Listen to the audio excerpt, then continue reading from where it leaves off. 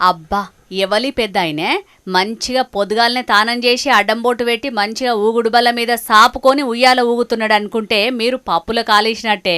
ఎందుకంటే ఈడగానొచ్చేటిది జీవం ఉన్న మనిషి కాదు, జీవిడిచిన మనిషి. సిలికాన్ తోటి పోత పోసిర్రు, అందుకే ఈ గ్రహంలో జీవకళ ఉట్టిపడుతాంది.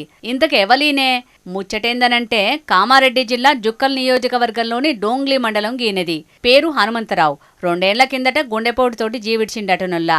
ఇక తండ్రంటే ఎంత పాయిరమో ఒక్కగానొక్క బిడ్డకు. ఆయన జ్ఞాపకంగా సిలికాన్ బొమ్మ పోత పోయించి ఊరు శివార్లున్న సొంత భూమిలో గుడి కట్టినంత గొప్పగా సౌలతు చేసి అండ్ల నిలుపుకున్నది.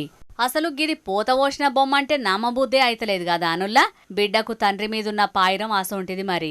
బిడ్డ పేరు అలకనట, భర్త పేరు ప్రవీణ్ కుమారట. ఇద్దరాలు మొగలు కలిసి పెద్దాయనను ఇట్లా కండ్ల ముంగట నిలుపుకొని తరిస్తుంటే చూసినోళ్ళంతా ఇలా ప్రేమకు మస్తు ఫిదా అయితారు.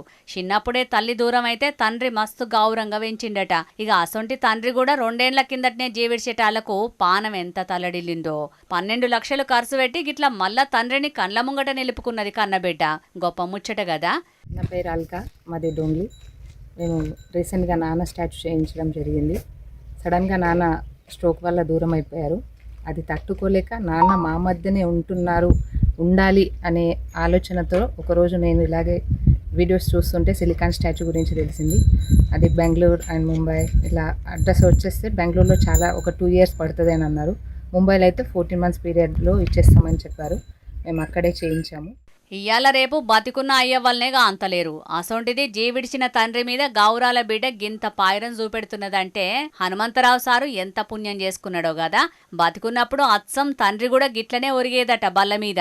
అందుకే అచ్చం అట్లనే పోత పోయించిర్రు. ఇక పశువులంటే కూడా తండ్రికి పానమట. అందుకే ఇద్దరాల మొగలు సాఫ్ట్వేర్లైనా పాడి పశువులకు ఎసొంటి లోటు లేకుండా చూసుకుంటారట. గొప్ప ముచ్చటే. ఇక తండ్రి సమాధి దగ్గరనే ఒక శివలింగం కూడా ప్రతిష్ఠించిర్రు. అంతేకాదు తండ్రి పేరు మీద ఊళ్ళే పేదల అక్కరకు తోసినంత సాయం కూడా చేస్తున్నారు.